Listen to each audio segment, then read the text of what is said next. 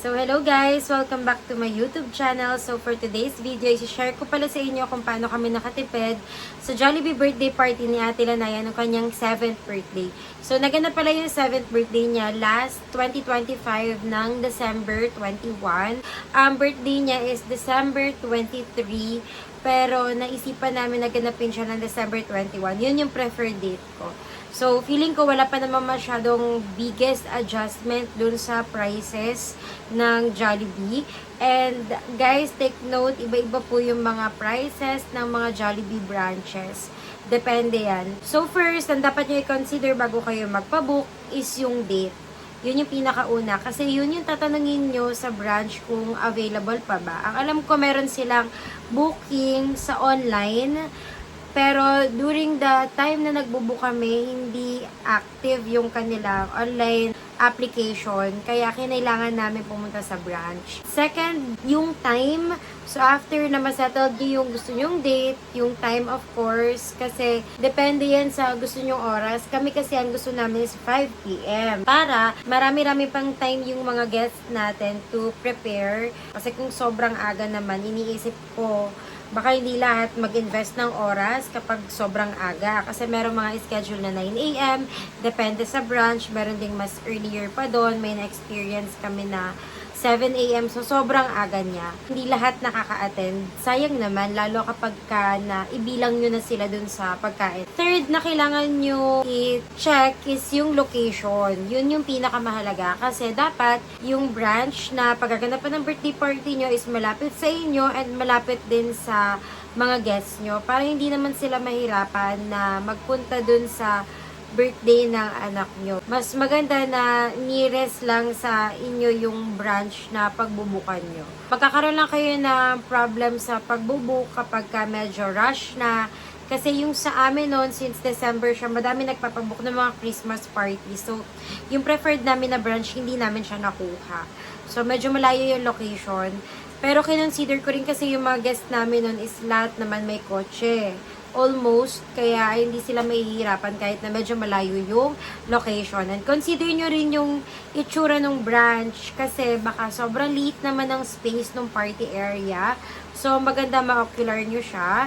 And then, yung parking space. Kasi baka lahat ng guests nyo is my car and wala namang enough parking. Nasa convenience din ng inyong mga guests. So, paano ko ba nakuha yung birthday party ni Ate Lanaya na mura lang? Kasi guys, nag-customize kami ng meal. Ang bill pala namin for 70 packs is 19,750 pesos. Lahat-lahat na yon. Excluded lang yung mga photographer na kinuha ko sa labas and videographer, pati yung mga inad namin na souvenirs. Pero dun sa pinaka Jollibee birthday package, kasama yung kanyang party fee, for 70 packs, pati yung food, kasama na, is 19,750 pesos. Sobrang mura na niya. I-share ko sa inyo yung kinostomize kong food, kasi baka makahelp din sa inyo. Yun na kasi yung pinakamura na na-customize namin. Good thing, meron kasi akong friend sa Jollibee branch na pinaganapan, so nakakuha kami na enough time to check for the customized food. So, i-share ko pala sa inyo muna yung inclusions nung kanilang party fee. So, once na-settled yun na yung date, yung time, and then yung location, next nyo namang isipin kung ilan ba yung number ng guest nyo. Para pag magpapabook kayo, lahat ng informations is settled na. So, once meron na kayong number of packs, ako talaga kasi yung packs na estimated namin is 90 to 100 packs. Pero, ang advice sa amin is ang ipabuko lang muna is 70 packs kasi hindi naman siya lahat darating. And then, mag-start muna tayo sa down payment. So, yung down payment po is 5,000 pesos. 2,500 pesos for the party fee. And then, 2,500 pesos na down payment for the food. So, the rest on the day, pwede nyo na siyang bayaran. So, 5,000 pesos lang talaga. And please guys, kung magpapabook kayo ng birthday party, agahan nyo. Kasi para hindi kayo maubusan ng slots dun sa preferred date and time nyo. Especially kung may preferred branch kayo. So, disclose ko muna guys, after na down payment ako, kung ano-ano ba yung mga inclusions ng kanilang party fee. So, good thing for the 2,500 pesos, inclusive na siya ng 30 party invitations. Lalagay ko dito Yung party invitations, yung hard copy to, meron pa akong sample dito. So, ito guys, yung party invitation. Sobrang dami pa nang natira. So, Fairy Tayland nga pala yung napili namin kay Ate Lanaya. Ang dami pa niya natira kasi mas nag-focus kami sa digital invitation. Medyo hassle kasi sa amin na magbigay pa ng hard copy ng invitation. So, hindi siya masyado nagamit. 30 party invitations, 30 party hats, 30 name tags. So, make sure nyo na may mga name tags yung kids, ha? Para hindi naman masayang and ma-avail nyo to. 30 balloons. Yung balloons, guys, pwede nyo siyang pa-customize in advance. Kunwari, gusto nyo puro pink lang. Pwede nyo siyang i-request. But, please, request in advance kasi hindi naman sila mga magicians.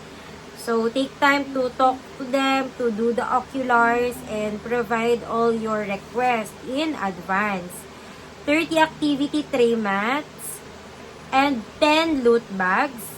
Meron na rin siya mga game prizes, pero they suggest na mag-add pala kayo ng mga game prizes. So, ako bumili na lang ako sa Shopee para mas mura. Ang mga pinag-game prizes lang namin additional is yung mga pencils, erasers, sa matatanda yung mga towels, yan lang. Gift for the celebrant, meron na rin silang ireregalo sa celebrant. And then, syempre, yung Jollibee mascot appearance for 30 minutes. And included na rin dito yung hosting. So, lahat-lahat na ng program na kailangan nyo, setup ng party area, and lahat ng entertainment is nandun na sa 2,500 pesos. Then, mag-a-add na lang kayo ng for food. Doon na magkakatalo yung prices. Kasi dapat medyo mindful din kayo dun sa food na inyong i-avail. Especially kung masyadong madaming packs. Mas maganda, mas makatipid tayo. So, to be honest, hindi ako kumuha ng mga meal bundle nila na may A, B, C, D. Kasi medyo expensive siya. So, for the loot bags pala guys, since 10 lang yung loot bags and ang kids namin is nasa 30 packs yung kids, nag-add ako nung loot bag. Gusto ko kasi pare-parehas sila na meron. Ayoko na yung 10 is for special someone lang. So, yung loot bags is 70 pesos each. So, hindi siya kasama dun sa 19,000 something add-on na yan. Kasi 10 lang naman yung kasama dun na loot bag sa 2,500. So, depende naman sa inyo kung mag-a-avail kayo ng additional loot bags or bibili na lang kayo ng loot bag sa Shopee or gagawa kayo ng sarili nyo. Pwede rin naman magdala. But, bawal magdala ng kung ano-anong pagkain kasi bawal siya consume sa loob ng party area kasi for food safety purposes. So, for the mascot, since libre na nga si Jollibee, pwede kayong mag-add for 1,000 pesos. So, 1,000 pesos pero subject to availability kami. The goal is i-add talaga si Hetty and si Twirly kasi yun yung request ni Ate Lanaya. Unfortunately po, hindi siya available kasi rush kami nag-book. So, fully booked na sila. Pero si Jollibee, di naman siya na-fully book. Lagi siyang available sa mga birthday parties. Kapag nag-add-ons kayo ng mascot, make sure na advance kayo mag-request. So, 1,000 pesos siya for 30 minutes. So, ang ginawa na lang namin, guys, para mas ma-entertain yung mga guests is in-extend namin yung appearance ni Jollibee. Suggest ko na lang din, guys, huwag na kayong mag-avail nung kanilang cake. Expensive kasi yung cake. So, siguro mas maganda magpa-customize na lang din kayo ng cake. Kami kasi nagpa-customize na lang din ng cake. So, medyo mas maganda yung itsura ng cake since it's customized. Medyo may konting kamahalan lang siya, pero konti lang yung difference. So, depende rin yan sa preference nyo. So, dito na tayo sa pinaka-important part, yung food. Ano ba yung in-avail namin na food? Para yung 70 packs is makuha lang natin ng 17,290. Siyempre, pag pinlas natin yung 2,500, dun na siya nagiging 19,290 pesos. So, ang pinili ko, sabi kasi nila, depende din yan sa mga branches kung nag-aalaw sila ng customize. Pero, I believe naman lahat sila yes. For as long as makakuha ka doon ng single order or solo order na hindi bababa sa 6,000 pesos. Ito yung in-order ko first. Siyempre, bago ako makapag-customize, kailangan ko munang ma-meet yung kanilang requirements na 6,000 pesos for solo order. So, yung single solo order ko is yung 1-piece chicken with rice. Ang price niya is 88 pesos each. Since 70 packs yung ibubuk ko, pasok agad siya for 6,160 pesos. And then, nag-avail pa ako ng another solo order na mini sundae. Siyempre, boring naman na birthday party kapag walang ice cream. So, for 70 packs din yon, ang price niya is 30 pesos each. So, 2,100 pesos. So, dito pa lang sa solo order ko na 1-piece chicken and mini sundae, meron na kung na-avail na 8,000 pesos 260. Guys, yung food pala na binili ko, hindi ko na pinag-iba yung food ng kid at ng parent. Ayoko kasing mahirapan yung mga crew. And since mura na yung nagawa kong customized na meal, pinag-ano ko na lang sila parehas sa mga adults and kids. And then, nag-add-on lang ako nitong Super Meal C. Inclusion siya ng fries, ng burger, tsaka ng half spaghetti. For 70 packs, for only 129 pesos. That's 9,030 pesos. So, imagine, dito sa meal ko, meron na silang fries, meron na silang burger, meron na silang spaghetti, meron pa silang 1-piece chicken with rice, and meron pa silang mini sundae. Sobrang mura na nito, promise. Kasi kapag inad mo yung 88 pesos plus 30 pesos plus 129 pesos, pumapatak lang siya ng 247 pesos per packs. Yun lang yung cost niya per person. I-compare nyo dito sa mga meal bundle, A, B, C, D. Tapos yung na-customize pa natin is kompleto na siya. Consistent compliment ng birthday party na Ate Lanaya. Sobrang dami daw na food. Kasi yung food ng adult and food ng kids is isa. Syempre, iba naman yung consumable ng katawan ng bata. Hindi nila naubos lahat. Lahat sila guys, meron take out. Kayo na lang din yung kunin nyo guys. Etong price na to, may differ depending on branches, pati kung nag-increase ba sila ngayon. Pero like what I've mentioned, I doubt na nag-increase sila kaagad after I uploaded this video. Kasi parang ilang buwan pa lang naman yung nakakalipas. Kung magbubook kayo, I suggest i-save nyo na lang din yung customized meal na ginawa ko. So for the food, it only cost me 17,290 pesos for 70 packs. Plus nyo lang yung 2,500 pesos. That's 19,790 pesos for 70 packs. Kakaroon lang ng difference sa prices kung magkakaroon kayo ng mga add-ons like yung souvenir, extension ni Jollibee, or extend ng party area. So, for the extension pala ng party, 500 pesos for 30 minutes. And then, 1,000 pesos Jollibee for 30 minutes. Yun yung mga pagandaan nyo. And guys, yung 70 packs namin ang dumating is 90 packs. That only means na pinagandaan talaga nila yung birthday party ni Ate Lanaya kahit rush na. So, just din sa invitation guys, gusto na rin kasi ngayon yung mga digital invitation. And include nyo kung paano sila makakapunta sa location, and then kung meron sila mga gift ideas.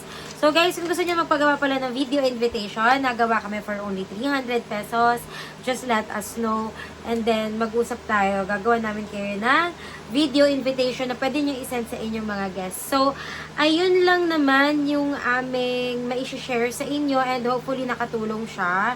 Kasi, medyo out of our context na yung mga bill namin dun sa videographer, photographer, kasi may mga makukuha na kayo na mas mura dun sa kinuha namin.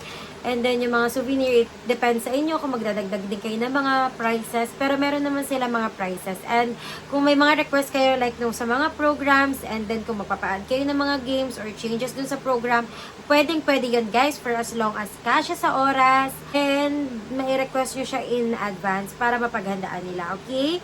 And hindi rin pwede yung mga face painting. And for the photo booth, meron siyang additional 500 pesos for the electricity na ibabayad sa Jollibee mismo. Yun lang naman guys, sana nakatulong sa inyo tong video. Thank you so much guys for watching, and sorry kung medyo nagmamadali ako dahil gabi ko na rin to na-shoot. And nagpapabook rin pala kami ng photo booth. So, wala kaming transportation fee within Muntinlupa. So, lalagay ko na lang lahat ng Facebook page namin. Nagawa rin kami ng souvenirs for birthday parties. So, if you want guys, just PM me on our Facebook page, or you can PM me personally on my Facebook account. Ilalagay ko na lang sa description box. And thank you so much guys for watching. See you on my next vlog. Bye!